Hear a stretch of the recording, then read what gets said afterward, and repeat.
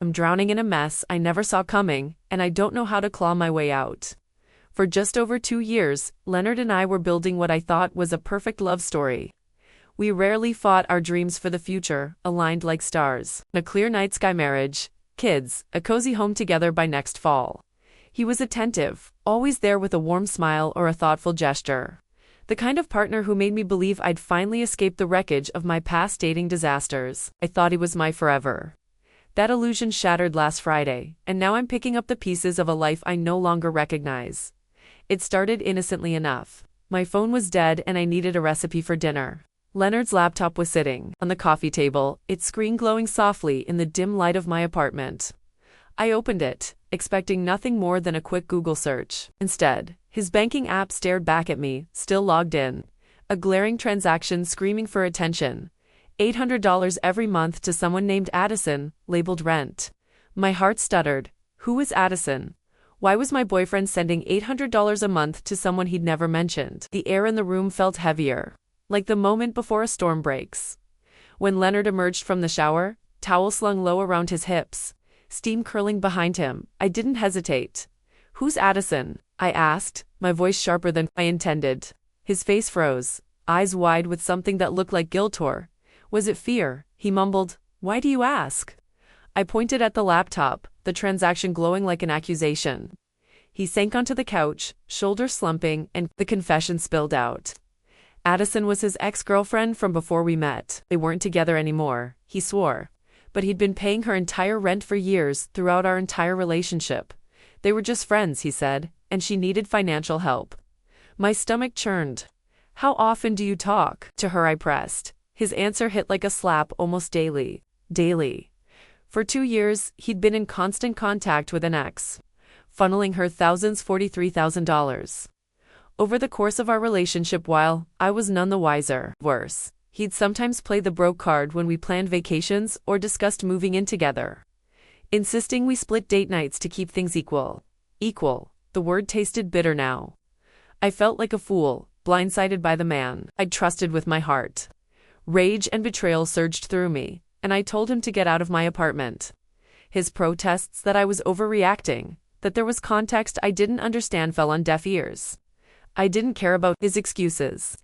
Hiding a daily connection with an ex and bankrolling her life was a betrayal I couldn't unsee. He left, but the onslaught didn't stop. My phone buzzed relentlessly with texts, dozens of messages pleading that I'd misunderstood, that he should have told me sooner, that it wasn't what it looked like. I blocked his number that night, the silence a temporary shield against his desperation. But the next day, he showed up at my workplace, a bouquet of roses clutched in his hands, their petals trembling as he tried to catch my eye. My coworkers' stares burned into me as I told him to leave or I'd call security. He lingered, eyes pleading, until my manager stepped in, her voice firm but kind. That night, another long text arrived, which I deleted unread. Then he started texting my friends, begging them to mediate. They shut him down, loyal to a fault. But the audacity of his persistence made my skin crawl. For a week, I retreated into myself, replaying our relationship like a detective combing through evidence. There were signs, weren't there? The way he'd angle his phone away when texting, the private calls he'd take outside, the vague excuses about work trips. I'd trusted him so completely that I'd dismissed them as quirks. What a fool I'd been. My friends rallied around me, agreeing I'd done the right thing by cutting him off. Samantha, my best friend, admitted she'd always found Leonard too perfect, like he was hiding something beneath that polished exterior. Thanks for the hindsight, Sam. The only one who didn't fully back me was my sister. Holly, when I poured out the story, her brow furrowed and she asked if I was sure I had the full picture. Maybe there's a reason he didn't tell you, she said cautiously. I snapped back that hiding a massive financial and emotional commitment for 2 years was reason enough. But her words lingered, a nagging whisper in the back of my mind. 3 weeks of silence later, doubt crept in. What if there was more to the story? Not that it would change my decision to end things. Nothing could erase that betrayal. But maybe understanding his lies would help me make sense of how I'd been so thoroughly deceived. Against my better judgment, I unblocked Leonard's number. A flood of messages poured in. The most recent one, a simple plea. Can we meet in person? I have documentation that will explain everything. Documentation? The word felt absurd, like something out of a courtroom drama. but curiosity or maybe a desperate need for closure won out. I agreed to meet him tomorrow at a coffee shop near my apartment, making it clear this wasn't about reconciliation, just answers. Now I'm sitting here heart pounding, wondering if I'm walking into a trap of my own making. Part of me wants to cancel, to sever the tie and move on, but another part needs to know how the man I loved could live a double life. So, Reddit, am I a fool for giving him this chance? Should I just let go without closure? Has anyone faced a betrayal like this and found an explanation that made sense? Should I ask for Addison's contact info to hear her side? Especially since I don't even know if she knows I exist. I'll update after our meeting tomorrow. Thanks for any advice. First update, thank you Reddit for the outpouring of support and advice. I read every comment, and your encouragement gave me the strength to face yesterday's meeting. Many of you warned, this could get messy. And you were right, it's a tangled web I'm still trying to unravel. I met Leonard at the coffee shop, nerves jangling like loose change in my pocket. Holly came along, sitting at a nearby table as backup. Her presence a quiet anchor in the storm I felt brewing. I was a wreck all morning, unable to eat, my mind racing with what-ifs. When I arrived, Leonard was already there, his face pale, eyes shadowed with exhaustion. I sat across from him, the air thick with tension, and laid out my terms. You have 30 minutes, no interruptions. Tell me everything. He nodded, gratitude flickering in his eyes, and slid a folder across the table. A folder it felt like, a prop from a bad movie. He said it contained documentation to clarify everything. My pulse quickened as he opened it, revealing medical records for Addison. She has multiple sclerosis diagnosed 5 years ago, he explained. Her condition worsening to the point where full-time work became impossible. He'd started paying her rent when her symptoms forced her to quit her job, a lifeline to keep her and her son stable. I stared at the papers, the clinical language blurring as my anger flared. Why didn't you tell me? I demanded. Helping a friend with a chronic illness seems like something you'd mention to your girlfriend. His voice cracked as he admitted the truth. Past girlfriends had left him. When they learned about his financial commitment to Addison, he was terrified of losing me, so he buried the secret, hoping it would never surface. Each month it got harder to confess, the lie growing heavier. I leaned forward, voice low but sharp. If multiple women left you over this, didn't that tell you to be honest from the start? He nodded, eyes downcast, admitting he'd made the same mistake repeatedly. Knowing it was wrong but too scared to change course. Then I asked the question burning in my chest. How often do you see her in person? His hesitation was a blade to my heart. He admitted he visits her once a month. All those business trips and college friend reunions I'd never questioned. Lies, every single one was a cover to see Addison. My hands trembled and I nearly walked out, but he begged me to stay. Pulling another document from his folder, an insurance form listing dependents. Addison's name was there, but so was another Ben. Who's Ben? I asked, my voice barely a whisper. He looked like he'd been punched. He's my son, he said, the words heavy with shame. My world tilted. A son. A 6-year-old boy he'd hidden from me for 2 years. He explained that he and Addison had broken up before she learned she was pregnant. They tried to reconcile for Ben's sake, but it didn't work. When Addison was diagnosed with MS a year later, Leonard vowed to support them financially. I asked how involved he was in Ben's life. His answer gutted me. He only sees him during those monthly visits, avoiding phone calls because he feared I'd overhear. He'd sidelined his own child to maintain his lies to me. I was shaking, tears burning my eyes. Holly, sensing the intensity, moved closer, her presence a lifeline. I told Leonard I needed time to process and left Harley trailing behind. At her apartment, I collapsed, sobbing as the weight of his deception crashed over me. A hidden ex was one thing, but a child. Holly was as stunned as I was, admitting she hadn't expected this when she urged me to hear him out. What now? I spent the night replaying everything. Torn between the rationality of his financial support helping a sick ex and his son on the unforgivable betrayal of his secrecy. What kind of father hides his child? What kind of man prioritizes a lie over his own son? This morning Leonard texted again, begging for another chance to explain. I ignored him and turned to social media, searching for Addison. Her Instagram was public, filled with photos of her and a little boy who was unmistakably Leonard's son, same dark curls, same crooked smile. My heart ached for Ben caught in this mess. Then I noticed something else. photos of Addison with a man named Edwin captioned with hearts and phrases like date night with my love and 3 years with this amazing man. Edwin was Ben's bonus dad, according to her posts, deeply involved in his life. My mind reeled. If Addison had a serious boyfriend, now fiancé, why was Leonard still paying her rent? I called Holly and she rushed over. We scrolled through Addison's posts, finding one from 8 months ago announcing her engagement to Edwin. Yet Leonard never mentioned this, still sending $800 a month. Holly suggested Edwin might not earn enough to cover Addison's medical bills, but something felt off. Was Leonard still entangled with Addison romantically? Was she manipulating him? I'm tempted to contact Addison, but what if she doesn't know about me? Holly thinks I should confront Leonard with these findings. I've agreed to meet him tomorrow, armed with printouts of Addison's posts. I need to know the truth about his relationship with her, why he's bankrolling her life despite her fiancé, and why he hid his son. I'll update after our meeting. Right now, I'm bracing for whatever new liar, truth awaits. Edit. Thanks for the flood of comments. To clarify, I verified Addison's MS diagnosis through the medical documents Leonard showed me. Seemed legit. Some of you suggested Leonard might have more hidden secrets, like other children or families. I don't think so. His devastation over our breakup feels genuine, though I clearly misjudged him before. 2. Those asking why I don't walk away, I hear you. But after 2 years of planning a future together, I need answers to move on. Many suggested Addison might be blackmailing Leonard, or that Ben might not be his. I'll keep those possibilities in mind, but want to hear Leonard's explanation about Edwin first.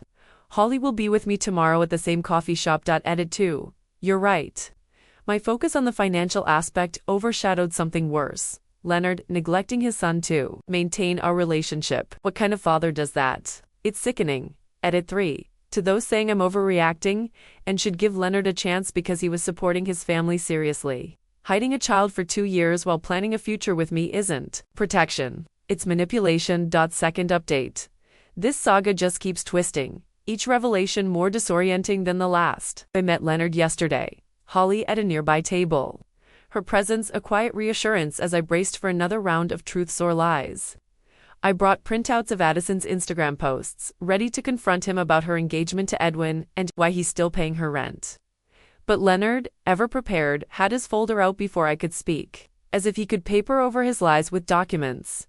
He started with more explanations about his arrangement with Addison, but I cut him off, slamming the printouts on the table. Why didn't you tell me she's engaged? I demanded, pointing to a photo of Addison and Edwin, their smiles radiant. Leonard's face crumpled not with shock, but with a weary resignation that made my stomach twist. He admitted Edwin's a struggling musician, barely scraping by. Unable to support Addison and Ben, Leonard claimed he pays the rent to ensure Ben's stability, especially with Addison's MS. Why not just pay child support like a normal co-parent? I pressed. He said child support wouldn't cover Addison's medical needs, and this arrangement was their agreement from years ago. One Edwin accepted when he entered the picture.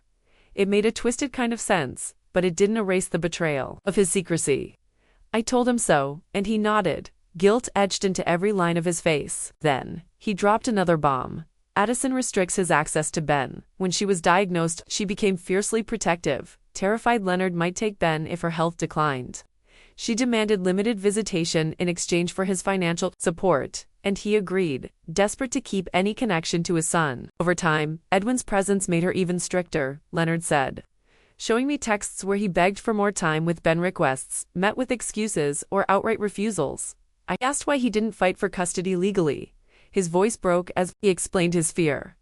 Addison might cut him off entirely or move away, and a custody battle could worsen her MS. He handed me a small notebook, its pages worn and creased, filled with drawings, stories and photos of Ben Leonard's journal, of their fleeting moments together. Each entry was a stab to my heart. Ben's first words, his favorite toy, milestones Leonard missed. I wanted you to know I didn't abandon him, he said, tears in his eyes. I'm trying to hold on to what little I have. I was drowning in emotion, anger, pity, confusion. I stepped outside, Holly following, and we sat on a bench. The cold metal grounding me as I tried to process it all. Holly raised a chilling possibility. What if Addison was manipulating Leonard, using Ben as leverage? It didn't excuse his lies, but it shifted the narrative. I returned to the coffee shop and told Leonard I needed to hear Addison's side. To my surprise, he didn't flinch, offering her number and promising to warn her I might reach out. I left, my head spinning, unsure if I was chasing truth or falling deeper into their chaos. That evening, I texted Addison, introducing myself and asking to meet. She replied instantly, saying she'd been expecting me. We met today at a coffee shop near her neighborhood. My nerves frayed, but my resolve firm. Holly offered to come, but I needed to face this alone. Addison was striking pale, fragile, but with a quiet strength. Our conversation was a minefield. She confirmed Leonard's story, her MS's rent payments, Edwin's role, but with devastating twists. She claimed Leonard chose his limited visits, declining her offers for more time with Ben, citing work or other commitments. She showed me texts contradicting his, where she invited him to Ben's events, only for him to bail. One of them was lying, and I was caught in their crossfire. Worse, Addison said Leonard downplayed our relationship, telling her it wasn't serious and asking her to keep quiet if we ever met. My blood ran cold. He'd lied to both of us. When I asked about the rent, she admitted Leonard offered it initially, but she'd tried to reduce it since meeting Edwin. Leonard refused, insisting it was his duty, making her feel guilty for suggesting otherwise. She seemed uncomfortable, almost ashamed, as she described Edwin's modest contributions. I left the meeting drained, the truth slipping through my fingers like sand at home.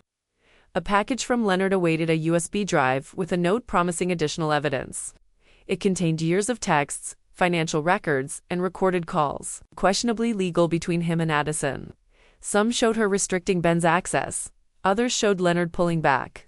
Their financial talks were a tug-of-war, each pushing or pulling at different times. I don't know who to believe. Both seemed to be spinning their own narratives, with Ben caught in the middle. Holly's coming over tomorrow to help me sort through it. She thinks I should confront Leonard with the contradictions. I've agreed. The one final meeting tomorrow evening. After that, I'm done. I'll update after our last talk. Thank you for sticking with me through this chaos. Edit. To answer comments. Yes, Addison's MS seems real, her documents and symptoms. Check out. Some suggested Leonard and Addison are still romantically involved, but Addison's genuine affection for Edwin makes me doubt that. Others mention Leonard might not be Ben's father, unlikely, given their striking resemblance and both parents. Acknowledgement. I know I should walk away, but after 2 years, I need closure to heal. Edit 2. I'm meeting Leonard tonight, armed with all the evidence. I'm demanding the truth. No more games. Update tomorrow. Final update. Reddit. This is ETH. The end of this roller coaster. Thank you for your support through this insanity. Last night, I met Leonard for the final time, determined to unravel the truth. Holly waited in her car outside, a silent safety net. I brought everything. Addison's texts, Leonard's texts, the USB drive, and the damning message where he asked her to back his story. I laid it all out on the coffee shop table, the papers a chaotic map of their lies. No more half-truths, I said, my voice steady despite the storm inside. Tell me everything, or I walk for good. Leonard stared at the evidence, his face a mask of defeat. After a long silence, he confessed. He and Addison never fully let go after their breakup. The rent payments weren't just for Ben or her MS. They were Leonard's way of keeping a hold on her life, ensuring she couldn't move on with Edwin. Addison, in turn, used Ben as leverage, dangling access to keep the money flowing. Their texts were a twisted game. Leonard rejecting visits to later claim victimhood. Addison offering time she knew he couldn't take. They'd been manipulating each other for years, each wielding what the other valued most. Why hide this from me? I asked, my voice breaking. He admitted past partners left. When they saw the toxic dance, he and Addison were locked in, urging him to seek custody and stop the payments. He couldn't let go of the control, the purpose it gave him. The worst part. Ben was collateral damage. Leonard loves his son, but he's been more enamored with the idea of fatherhood than the reality. His limited visits predated me, a pattern he continued to hide our relationship. I told him I was done. Get therapy, I said, for your issues with Addison. For Ben's sake, get legal custody and support sorted. Tears streamed down his face as he begged for another chance. But the trust was ashes. I deserved better than their toxic web. I texted Addison afterward, saying I was out of their lives, wishing her well with her health and engagement. She replied with a curt thanks. Sorry, I'm done with both of them. Too. Though saying I should give Leonard a chance for supporting his family, it wasn't support. It was control. A game that hurt everyone, especially Ben. I won't check on Ben, it's not my place though. My heart breaks for him. I'm ready to heal, to rebuild without their drama. Thank you Reddit for helping me navigate this nightmare, alone.